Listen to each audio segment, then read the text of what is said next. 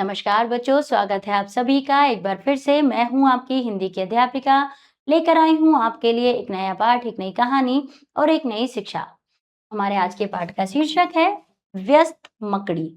मकड़ी हम सब ने देखी ही होंगी। एक छोटा सा जीव होता है, इंसेक्ट होता है छोटा सा, जो कि बहुत ही सुंदर जाला बनाता है। कई बार तो इसके जाले में यदि हमारा हाथ लग जाए तो हमारा हाथ भी हमें लगता है कि बड़ी बुरी तरह से जकड़ जाता है। तो आइए जानेंगे इस व्यस्त मकड़ी की कहानी इस पाठ के माध्यम से। सुबह का समय था। सूरज पूर्व दिशा से यानी पूरब की दिशा से झांक रहा था। किरणें हर तरफ दौड़ दौड़ कर अपनी रोशनी फैला रही थीं। ठंडी ठंडी हवा बह रही थी। चिड़िया चींची करती हुई पेड़ों की एक डाल से दूसरी डाल पर खुदक रही थीं। कलियां खिलकर मुस्कुरा रही थी। यानी सुबह के समय का बहुत ही सुंदर वर्णन किया गया है।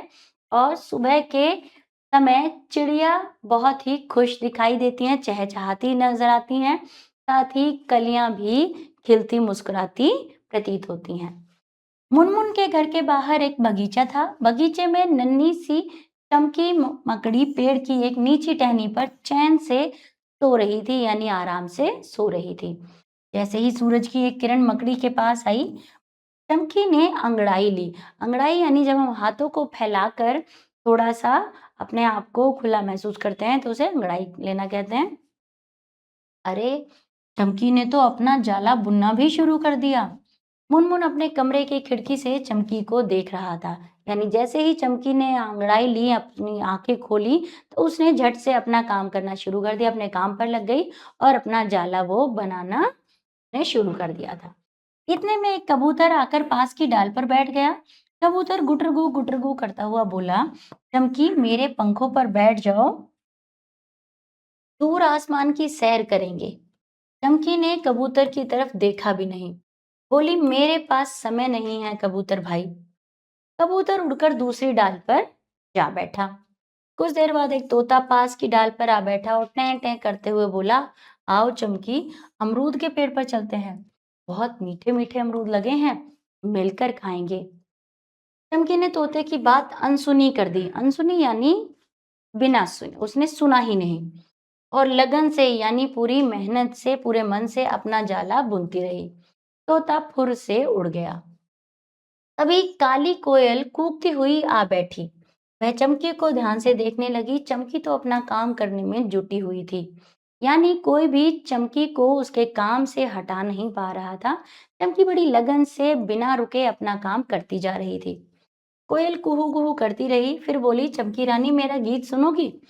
चमकी बोली, पहले मैं अपना घर बना लूं कोयल रानी, फिर आराम से बैठकर तुम्हारा गीत सुनूंगी। अचानक आसमान में काले बादल छा गए। गड़गड़ की आवाजों से चमकी चौंक गई।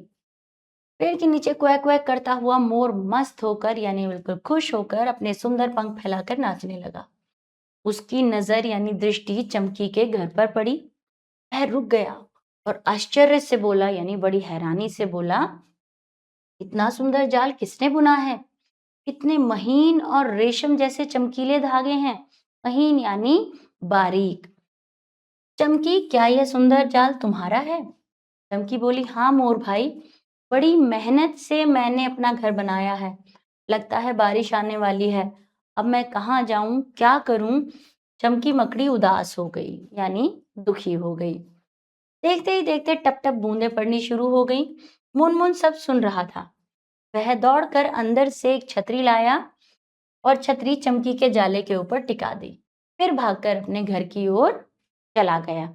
यानी मुनमुन ने चमकी के जाले को भीगने से, टूटने से बचा लिया था। बारिश तेज हो गई थी। अब चमकी खुश थी और मजे से अपने जाले में बैठी बारिश का आनंद ले रही थी। मुनमुन भी अपनी खिड़की से चमकी को देखकर मुस्कुरा रहा था। तो बच्चों, यहाँ हमें इस छोटी सी मकड़ी ने यह शिक्षा दी है कि हम जिस काम को हमें करना होता है उसे पूरी लगन और मेहनत से करना चाहिए। साथ ही एक बार जिस काम में लग जाओ तो जब तक वो पूरा ना हो, हमें उस कार्य को बीच में नहीं छोड़ना चाहिए। तो बच्चों, आशा है आपको ये पाठ अच्छा लगा होगा। चलिए बढ़ते हैं इसके अभ्यास कार्य की ओर। सही विकल्प पर सही का चिन्ह लगाइए। सूरज किस दिशा से झांक रहा था, पूर्व, पश्चिम या फिर उत्तर? तो सही उत्तर है पूर्व से। कौन मुस्कुरा रही थी, चिड़िया, कलियां या फिर गिलहरियां? तो कलियां मुस्कुरा रही थी। उड़कर दूसरी डाल पर जा बैठा, तोता, कौआ या फिर कबूतर?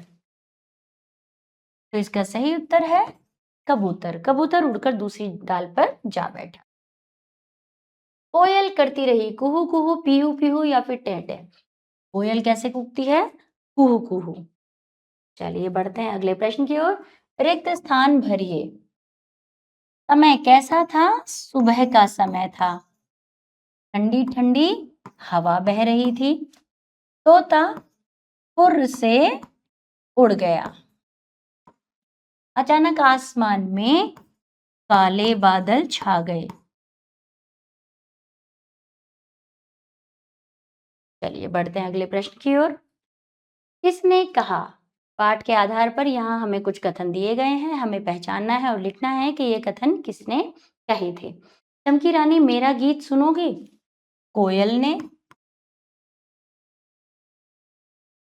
मेरे पंखों पर बैठ जाओ?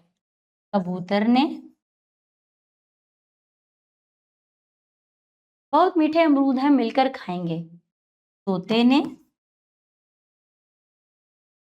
इतना सुंदर जाल किसने बुना है?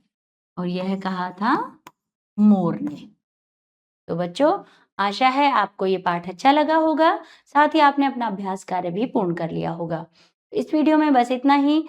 जल्द मिलेंगे अपनी अगली वीडियो में एक नए पाठ, एक नई कहानी और एक नई शिक्षा के साथ। तब तक के लिए खुश रहिए, मस्त रहिए और अपना ध्यान रखिए।